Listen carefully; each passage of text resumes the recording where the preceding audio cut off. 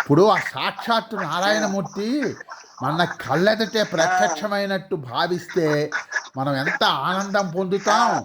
అంత ఆనందం అవును. పొందుతూ ఆయన నామస్మరణ చేస్తూ శరణాగతి చెందాలి.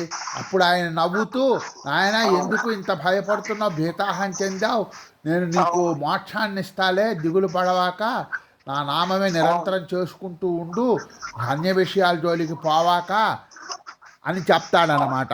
చెప్తే అవును. రామ అవునవును. కోదండ రామ రామ కళ్యాణ రామ రామ రామనామమే మేలు రామ చింతనే చాలు రామమే మేలు చింతనే చాలు రామ నామమే మేలు రామ చింతనే చాలు రామ రామ్